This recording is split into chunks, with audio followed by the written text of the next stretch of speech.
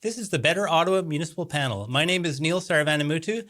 Today is Monday, the 31st of March. We are here to talk about the last week at Ottawa City Hall.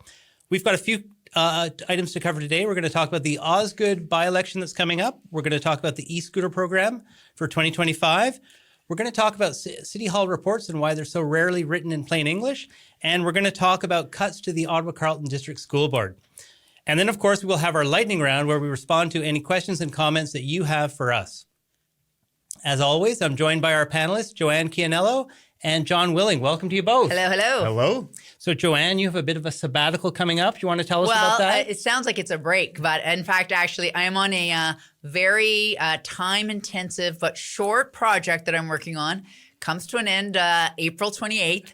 And so I don't know if that date, is familiar to you at all. And then I will be back after that. Okay. And you're sure you're not going on holiday here? Not warm? so much. Not so much. Okay. And of course, I should say to our listeners that Joanne will be gone for the next 4 weeks, but we will have guest panelists in during that time. They won't be as good as me, though. They will not. No. Who could completely Thank you. Equal your That's what I was looking for. That's what I was looking for, John. Okay, first topic is the Osgoode by-election. So the city has announced its plans for the by-election. Some names have been put forward. John, can you get us up to speed on what we know? Yes, we checked the candidate list before taping. Thank goodness. Right? We check our facts before we go to air. Anyway, there are 5 candidates as of the offices closing today. At the City of Ottawa. 5 candidates. The by-election is not till June. It's not till June 16th, but there's lots of time for people to register for the by-election. I think, when is it? I have the date written down here. May 2nd is the last day to register for the by-election. So plenty of time for people in Osgoode Ward to figure out if they want to run. Or not want to run. Or for people to even drop out of the race too, if they want to. So who's put their name forward? Well, I have the list right here in front of me, Neil. There's some familiar names on here, by the way. Oh, yeah, for sure. I know some of these. And the first name at the top, who must have registered first, is Doug Thompson, the former councillor and former mayor of Osgoode. Colette Lacroix. I would like to say that Doug was in Osgoode politics since 1980. He is 79 this year. Yeah, and he's kind of been itching. We're going to pause here on Mr. Thompson. He's been itching to get back into it, I think, for many years now. Not many. Since he put George Darouze in. Well, he helped George Darouze win and didn't like the job George Darouze did and now wants to come back. Too late. We'll see. It's up to the people of Osgoode Ward to see if it's too late or not. He's always been in the mix in some way, right? Mm-hmm. In some kind of political fashion. So anyway, Doug's back. We have Colette, and forgive me if I mispronounce any of these names. Maybe you can help me out here, guys. Colette Lacroix Veltuis. Now, I have to say that I noticed that Colette was at George Darouze's swearing in at Queen's Park. That's fascinating. Is this going to be the Darouze candidate? Well, the new MPP back a candidate? This candidate, I don't know. We will find out. Well, there is you found a photo of them while he was getting sworn in for an MPP. So I think it's a pretty big sign. Pretty strong sign that he's going to back her. Okay. I would also like to say they're great Wagyu farmers, that family, and I've had their beef. They sell it at the Ottawa Farmers Market. Great. We have Dan O'Brien, who I think has run for office before. Last time, yeah. Yeah, Isabel Skalski, is it? Skalski? Yeah. Who is from Greeley, I do believe, and Jennifer Von Connet, who registered today. So we have a race so far. Yeah, Isabel too is she's the president of the Greeley Community Association. Like you see her on Twitter, she's always has a lot of events that she's covering, but is also a senior public servant. So that'll be interesting. Jennifer, I don't know too much about her. She just registered today. So, and it's interesting because it seems like it's in June, such a long way away. But actually, the real election, not the by-election, but the full election, you get 6 months to officially what is the word I'm looking for? Campaign, that's the word. Yeah, you can register at the beginning of May. The election's not till the end of October. And also you can unofficially campaign before then, right? So people have a long time if they want you to go door to door. By-election is very short time. You don't know that, and by its nature, with a by-election, you don't know that the person is dropping out. And so it's very quick. And it's hard to get the attention of people. And so, especially in 2.5 months. And the first month of that is a different election. So we'll come to that in a minute, but what sort of issues, municipal issues, do you think will come through? Well, I think like certainly in rural Ottawa, things like roads are always a talker. You know, this part of Ottawa, we talked about Taywin in the last pod, and I think this will become a by-election issue, I think. And then, but also like ambulance response times, think about policing. Quite frankly, anything that suburban or urban Ottawa are worried about or concerned about affects the other parts of the city too. So community facilities, recreation opportunities, so all sorts of things. General affordability, that's every taxpayer's concern. And I think also, especially in rural areas, there's always a sense, you know, and I find this actually everywhere you go, there's always a sense that your tax dollars are going to some other part of the city, right? But I think in rural areas in particular, you see big projects like the LRT, sucking up so many dollars, and you're like, why are we paying for these expensive big city projects when in, you know, the rural area where we're growing food and doing all these important things that support the city, are we getting enough attention? So I think that's the kind of issues that we're going to hear about. And of course, there will be another election happening at the same time. So is this one going to get any attention? Like, I feel sorry for the people knocking on doors. I think not till May. Like, I don't think I can't imagine. Yeah, the crossover, like the federal election ends before the registration period ends for the by-election. So I don't think there's going to be any crosswires. People might be a little sick of elections down in Osgoode, but I think throughout May you might see more of the campaigning happening throughout May, closer to the by-election. Yeah, like I don't see the debate coming in before, you know, later in May. But there is a problem. Like the turnout for by-elections is already really low. And I mean, this is the third by-election in 6 months that people are going to this year. I mean, it's a lot of electioning. Yeah. And so I worry about the turnout. Okay. And John, just remind us of the date. That is, everyone mark it down, get ready, Monday, June 16th. We might have to move the podcast to the Tuesday that day. Yeah, I think we will. Let's move to e-scooters. So gosh, how many years have we been reporting on e-scooters, John? Yeah, and so on that point, it's another 5-year pilot project, right? Yeah. So why do we keep having to do pilot projects on this, and what's gonna happen this year? How's it gonna be different? Okay, I will start with the why it's going to be a pilot project, and for once, I'm actually cutting the city some slack. Yeah. And it is but they could have to our next topic on writing reports better. I think they could have explained it a little better. And what I understand anyway is that it is a shared project with the province.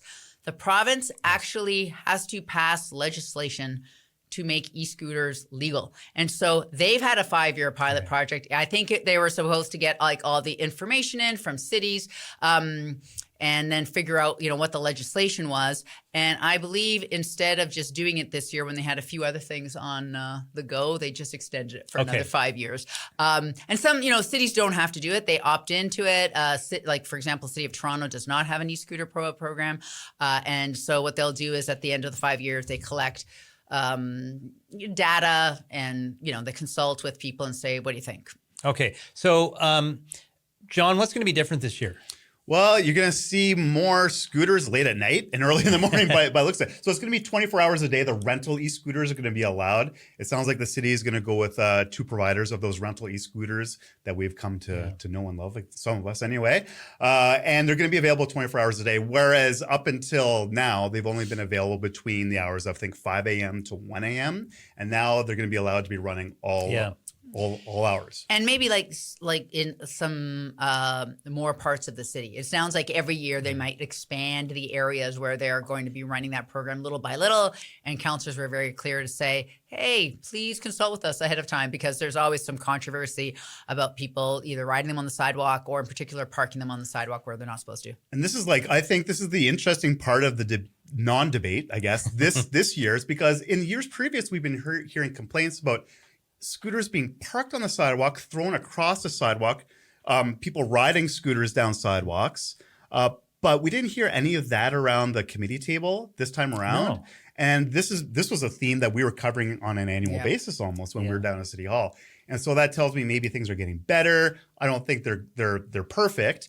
But the complaints aren't such that the councillors have to change their mind on this pilot project. Well, that was, I mean, the remarkable thing that there was actually almost no discussion at all on it, right? It was just about as this program expands geographically and moves into my ward, just make sure, like me, councillor, make sure you tell me before it comes in. And maybe the BIAs too, because they want to know where they're being parked, that kind of thing. And well, the e-scooters too have been seen as part of an answer, as in the larger transportation question for the city. whereas people could take an e-scooter and park at an LRT station and get on a train. Amazing that we have that, but we can't get a bike share program that works. Yeah, something Like, that can't really that kind doesn't of pay for amazing. itself, or maybe Neil more. was like, "Oh, wait till you're going to have a whole show on that." Yeah. So anyway, so more e-scooters, maybe more e-scooters. Like if they're going to extend the communities, where we assume to see more e-scooters. But I was looking at the report, and the report is long, and it talks about how many hospital trips there have been. They talked about how there were 55,000 unique riders.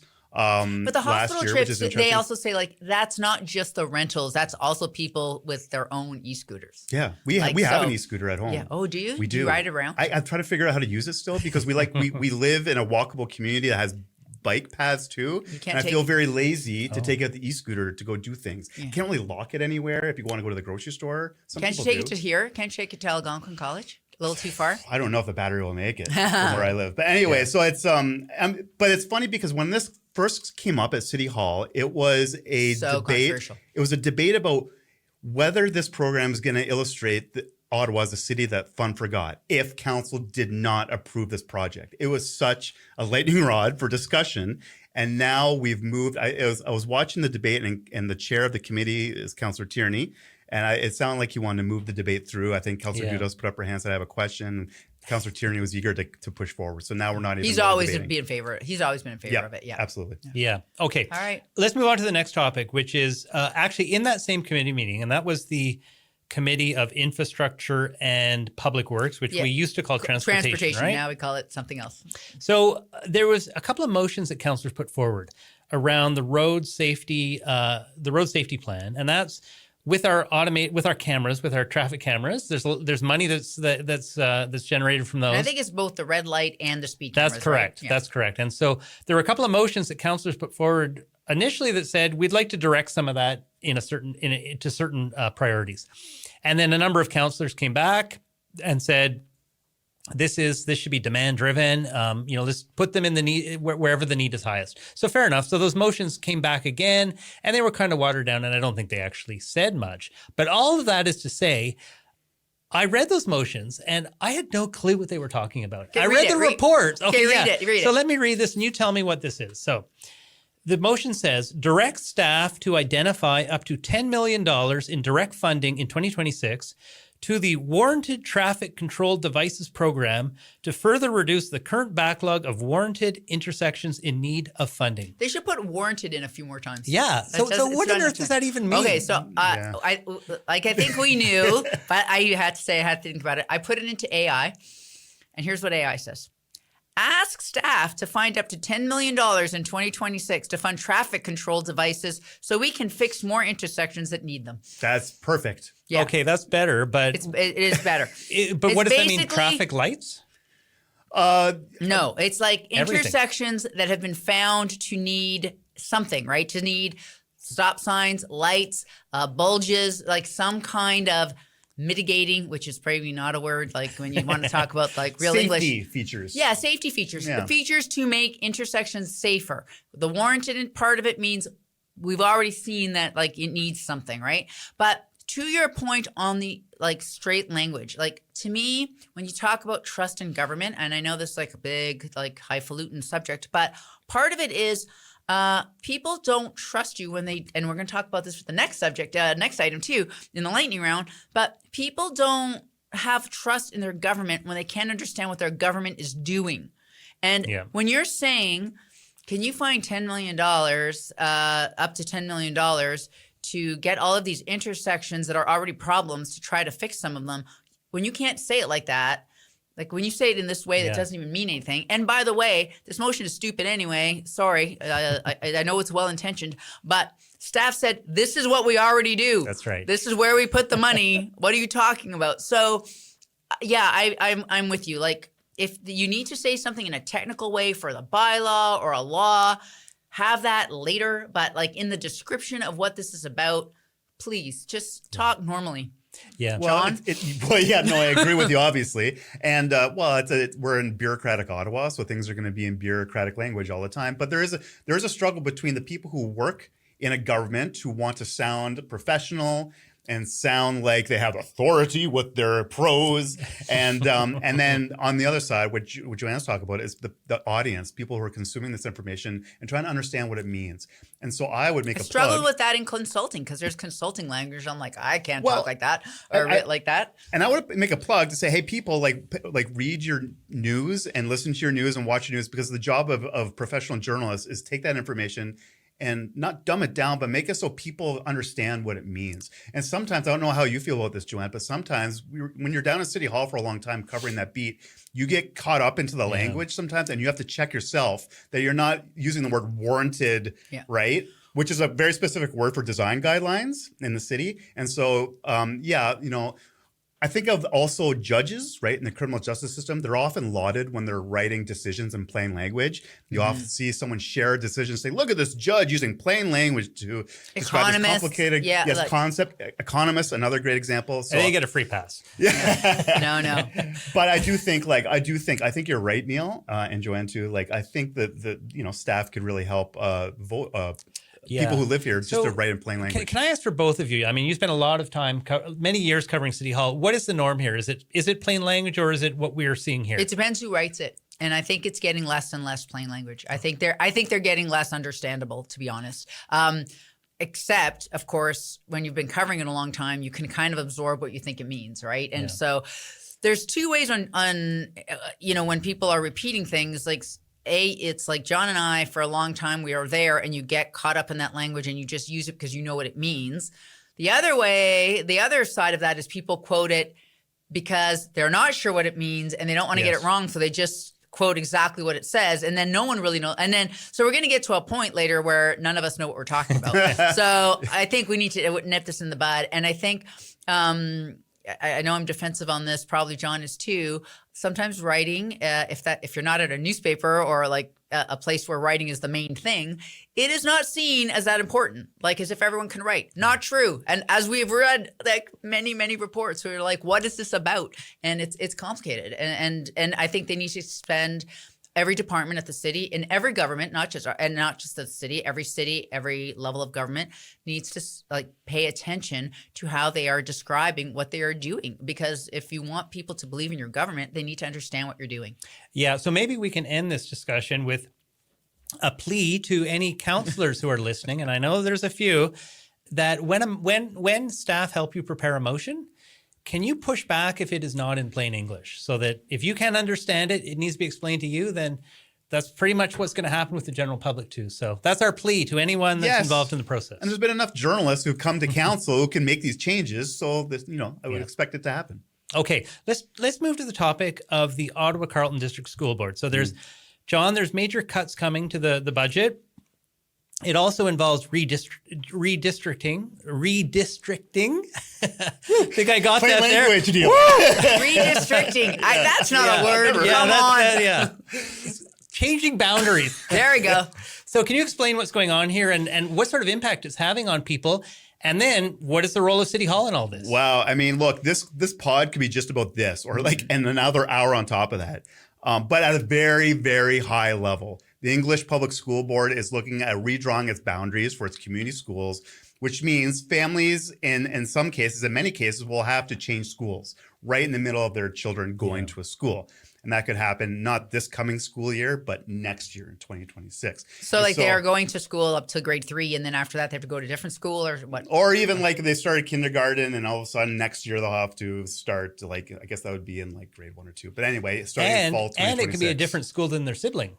Right. Mm-hmm. So you can imagine the chaos and the outcries this has caused. I think the school board has received 10,000 or a correspondence from 10,000 people since they released the draft boundary changes in February. And so it is a hot topic. I would argue it's the hottest topic in the city right now. If you've been reading the letters to the editor of the daily newspaper, if you've been reading Reddit boards, if you've been reading, I'm personally involved in a chat where parents are talking about this, in many chats actually. And so it's super hot. I know the school board is coming up with some draft proposals to change the draft sometime soon in the next few days. So the question, to your point, Neil, what does City Hall have to do with this? And nothing. Schools are provincial, right? We have trustees elected. part of the municipal governance process. We're elected to be a part of the school boards. But I think what parents are saying is, look, our city councillors should be involved because in some cases this has to do with what we just talked about, road safety issues, because some families will now have to cross arterial roads or busy roads to go into another district to take their families to school. And so they would argue, councillors and City Hall should be involved in stepping in and saying, hey, wait a second, we're concerned about the fabric of our communities. We're concerned about the safety of our families, trying to walk to school in sustainable ways and not taking the car to other parts of the city to take our kids to school. Yeah. So maybe the city should be involved in some way. And how have councillors responded? I haven't heard, like I heard rumblings of councillors speaking up. But on the whole, as City Hall, as an apparatus, I don't think they have taken this on as a cause to pursue around the council table. Yeah. But the one thing now, Joanne, I'm sure when your property bill arrives in the mail, I'm sure you open it up and look at it in great detail. Yes, actually, I do, to be honest. Right. Okay, so then you know there's an education levy on it, right? And it's about 10% of that bill, now, right? It has nothing to do with the city, though. The province just says, here's what we're charging for education. Collect it for our city. The city has zero input in it. They have zero authority over it. I understand parents upset about this, and I also understand the desire for their counselor to talk about community issues, even if they're not absolutely city ones. But man, if I were a counselor, you would not want to wade into this. It's really difficult. I feel bad for the school board. One of the things they've been trying to do is offer French immersion in all schools, and because it's actually much fairer, and I think that's the right decision. But it's really difficult to make sure that everybody is in the school they want to be in. So I would not want to do it if I were a counselor. You know, one last point about the tax bill, because I enjoy it too. And paying it? Well, no. Yeah, it's painful to pay, right? And that's when you actually look at that bill. Well, it's because 25% of it is going to provincial programs. So 10% for education. I thought you meant logistically it's painful to pay. No. It's just easy. Yeah. And so it's incredible actually that the province has got away with this, making the cities collect the money, making the cities take bear the brunt of people looking at their tax bill and saying, my taxes are too high. Well, I can't wait till we do the budget issue on this later this year, because there's always a giant slide that shows like big pie chart slide. It's like, here is the stuff that the province makes us collect for. And here's this little tiny part that was, that like we deal with. Right. And it's difficult for them, for the city. You know what that means? It's the lightning round. Dinner time. Listen, dinner time. Also that. Let's keep on the theme of money and budget. So the city reported that that there's a $44 million budget surplus for 2024, and this will go to committee next week. But the report's been out. So, and what's interesting is 12 million of that comes from higher than expected PILs, so payments in lieu of payments in lieu of taxes, which we talked about a couple of weeks ago. A little bit awkward for the mayor's Fairness for Ottawa campaign. But my question for both of you is $44 million. That's probably going to go into general reserves. That's just sort of, it gets carved away before anyone has a chance to get their fingers on it. What would you do with that $44 million was your choice? Transit. And capital? A capital project? Well, maybe, but I mean, isn't there still a transit operational shortfall this year? The 21 million or something like that. Yeah. So transit, that's a good place. I think of, that's obvious. I don't know. I think like Byward Market. There's a big revisioning exercise happening there. Why not gussy up a part? Yeah, again. It's like an annual news story, pretty much. Library, I don't know, operationally, I like the idea of trying to keep library branches open later. I know this is just one pot of money, and you just can't but it can only go so far. But look, the city doesn't know what's going to happen with the U.S. tariff situation too. We're going to find out more of that maybe this week. So maybe they have to keep some in the bank for a rainy day. Well, yeah, and I think that's probably the response. But that's always the response, right? We need to keep money in the bank for the rainy day. Or maybe at the end when you have a deficit at the end of the year, and then you have some money left to plug it in. Yes, but on the other, the way that I approach it is, so $44 million is not an insignificant amount of money And if you notice, there's all these proposals that keep coming to council and there's never any money for anything, right? Never any money for anything new. And I wonder if this is just an opportunity to fund some of those. I'll give you an example. The one committee heard about a proposal from the community health centers, and I should say I'm a member of the board of the Centertown Community Health Center, but it was a proposal that the city should be spending money to help people fill out income tax returns, because there's so many of the benefits that we get as citizens from the federal and the provincial governments is done through the tax system. So if someone is not filling out an income tax form, they're not getting those benefits. And there's a lot of low income people that just simply do not have the resources or the ability to fill one out. So a proposal came that we could spend $3 million of city money and bring, I think it was $72 million of federal and provincial money into the pockets of low-income residents. That's the sort of thing where I would love to see just a little bit of that 44 being hived off so that we can do these special projects. Well, I bet there's like every councillor on the table would have a special somebody. Project to bring to the table for their community too. I also think that, and I love that project, by the way. I know we've talked about it before, but I also know that transit has a negative reserve, and we probably use some money in that. Yes, and as you mentioned, it did have that big operating deficit going into the year too, even though it's not supposed to. Actually, so we'd love to hear from listeners. You tell us if it was your choice, how would you spend that $44 million? Send us a comment. We'd love to hear that.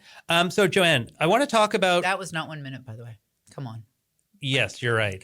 I'm just saying. Who's counting? I know. I noticed he doesn't get the bell when he goes over 1 minute, but okay, that's okay. It's your podcast. Okay, there we go. You're the master of the bell, so it's fine. Okay, this one will be 1 minute.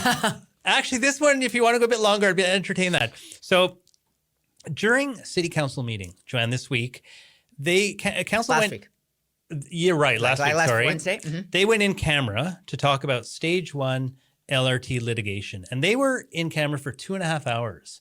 So, I mean, we don't know what happened there, but does it really warrant this level of secrecy? Okay, so this is a subject that makes me completely crazy because transparency, accountability, those are my two watchwords for City Hall. So two things. One, of course, if you're getting a legal update and they're telling you about strategy and things, some of that, of course, should be in camera. You know, you're not going to talk about the lawyers aren't going to talk about, the legal threats to city council if certain things happen. But on the other hand, there is no reason, I believe there is no reason why we can't know what this is actually about. I'm actually surprised they even said line 1 or LRT 1, because sometimes they don't even tell you which LRT it's about. I think you can say this has been going on since June, and I think there's been like at least 10 or 12 hours where they've been in camera talking about this issue, and we don't know anything that it's about other than at some point last June, the council gave staff direction to come to a settlement with Rideau Transit Group. I don't know what's happened there. Obviously, there has not been a settlement, but I understand hundreds of millions of dollars. We don't know what RTG is arguing, why they think we owe them money or what we are arguing to them. I don't see why we cannot be told the parameters of this dispute. I would also like to point our listeners to the Municipal Act, because by the time a year is up, you're going to know the Municipal Act so well. Section 239, 2, E and F. And that is that, I won't read it all. Let me write that down. Exactly. But it's that, a meeting, it basically says that a meeting or part of a meeting may be closed to the public for litigation, potential litigation, to advance solicitor-client privilege. The way that the, speaking of motions, how they're written, it says that, we have to go in camera because this is a legal issue. You do not have to go in camera. I just want it to be clear to everyone. It is council's choice to go in camera. Mm-hmm. I also think council can push back to say, let's report out some of the information about this. Not the super secret stuff, but some of it. Well, it's council's decision that they're going to go in camera. Yes. But what you're saying, the municipal law defines what can and cannot be considered in camera. No, it does. What they say is that you can, like it says that these legal situations, council can choose to go in camera, but it's not that it has to be in camera. Right. The Okay. only two reasons where you have to be in camera are MFIPA and ombudsman related. Right. They're very technical reasons. The rest of it is up to council. I would also like to add that I believe today, late today, so much stuff happened right before this podcast. The council has, there is a special council meeting this Wednesday. The only issue is another in-camera LRT briefing, which leads me to believe that maybe they're getting to a decision at some point. Maybe something's up. Maybe we will finally find out what this is all about. Well, stay tuned. Jon and I will talk about that next week. It should be, just to add on that. I'll call in. If people think that things are being discussed in camera, which they shouldn't be discussed behind closed doors, they can file a complaint with the meetings investigator who can go and check it out and see if things are above board in camera. Oh, that's good to know. I did not know that. Yeah, you're not allowed to have any votes in camera, for example. Okay. Yeah. Okay. So, Jon, let's talk about boulevard gardening. That was actually a big discussion at committee. And if We're we failing on this lightning round, so I just Oh, say, yeah. yeah, I know, but all right. that was an Long important storm. topic. Long storm. Yeah, that's right. Yeah. So boulevard gardening, the first couple of feet, I think it's maybe 6 feet of each of our gardens next to the road belongs to the city. It's their right of way. And so a couple of years ago, we were allowed to now plant flowers in that right of way. And committee has talked now about planting food. So can you tell us what the discussion was and what we can expect? Well, yeah, Joanne and I were joking before. A lot of people don't know the city owns a lot of like frontage to your land until your pipe breaks, and then there's a dispute. Anyway, but And then the city has no responsibility for it whatsoever. But so now, yes, the committee talked this week about allowing people to plant food in pretty much the city-owned part of your frontage. And so, yes, I guess. And also the part between like the road and the sidewalk. Yeah, the right? traditional boulevard, I Yeah. guess. Yeah. Where I come from, we had boulevards everywhere with the part between the road and the sidewalk.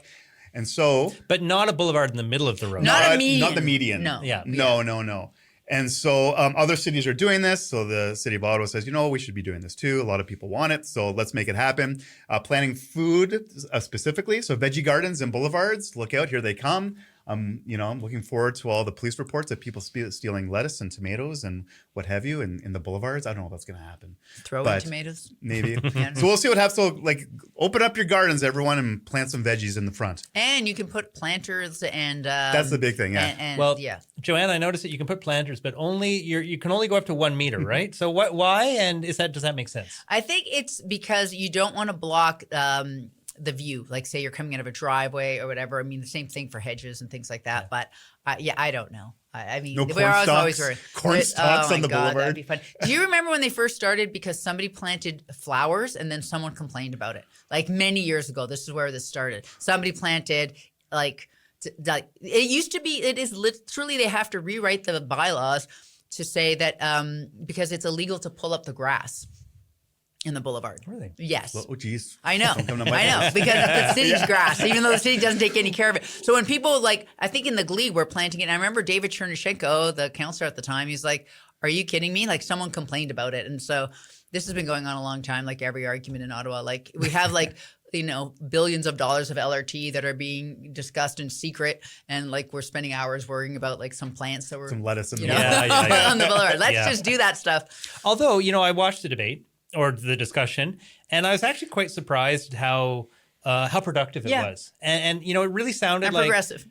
Yes, exactly. And city staff were working with councillors, we're working with communities. Why can't it always be like this? Well, it should, right? But I mean, here's the thing. But it's When also the- 6 years in the making. And when the city hears that other municipalities are doing it, then it's easier for them just to do the same thing. And that's what often happens in municipal politics. They want to see a test case in other municipalities before they greenlight something locally. Okay. Joanne, in Toronto, city councillors voted I forgot we were themselves. going to talk about this. Yes, they voted themselves a pay increase of 24%. So from 137,000 to 170,000. In the city of Ottawa, councillors make 120,000. So does the Toronto increase put pressure on our council? Yeah, I just cannot see this council doing this. It wasn't so many years ago that they went through a process that was a little bit controversial because, where else do you have to actually vote to your own raise to yourself? Yeah. And they put in a formula where it was somehow, I think it's tracked against what there's a cost of living increase and kind of tracked to what the public service gets. And so there is a formula, and they did it there so they don't have to ever touch it again. So I think in Ottawa, it's now up to, I just looked on the sunshine list. So I think councillors made last year about $119,000. You know, to be honest, like a backbench MP makes $200,000. And, you know, you have a party that basically does a bunch of work for you and helps you and tells you what to do and how to vote. And so actually, I would say councillors do way more work, but it's really hard to bring that. And I just don't see this council doing that. Okay. Yeah. And just like, it sounds like they haven't had an increase in this Toronto City Council for years and years and years. So now they're playing catch up. And this is the problem that happens. Okay. John, you're our man on salt. And we talked about it last week. How did you know? We talked about it last week. Couple of listeners wrote in to say, why is the city not doing more looking at alternatives to salt? So, you know, we had this motion that, I think it's a motion that came forward to say, let's look at how much salt we're using and whether it's the appropriate amount. That's what the city's going to be studying. But what city staff have not been directed to study is whether there are alternatives that we could use. So I know that you mentioned that we've been having this discussion many times over the last decade. Is anything going to change? I don't know. I'm sure a report will come back. You know, one would hope, just because that staff aren't directed to do something, although they take these motions very literally, but hopefully they'll go into the market and say, you know what, here's what other municipalities with like weather to Ottawa are using. And maybe we'll see more beet juice stuff, maybe pickle juice. What other juice can be like melting ice? I don't know. But my hope is staff will do the work of trying to find out other products that could be used in the city of Ottawa. And we are at the end of the lightning round.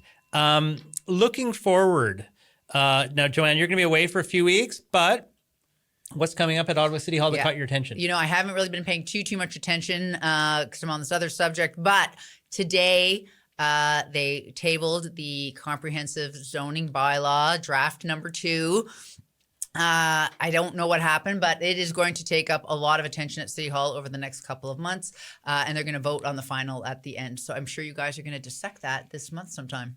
John, what else might you and I be talking about next week? Well, you know, earlier today, actually, the mayors of Ottawa and Gatineau got together, had a press conference, talk about things they want to hear about in the federal election campaign. So I want to hear a little bit of a fallout to that, about what the mayors are asking for. But also there's a report from an economic development report on things we've been talking about on the pod, including the nightmare and how that's going. So, and there's been a lot of talk about the nightmare, even after our pod too. I see it in the media a little bit more. So we'll see it's going to be at the Ottawa Building Summit next month. Oh my God, it's hot right now. I know. Yeah. The pod okay, started.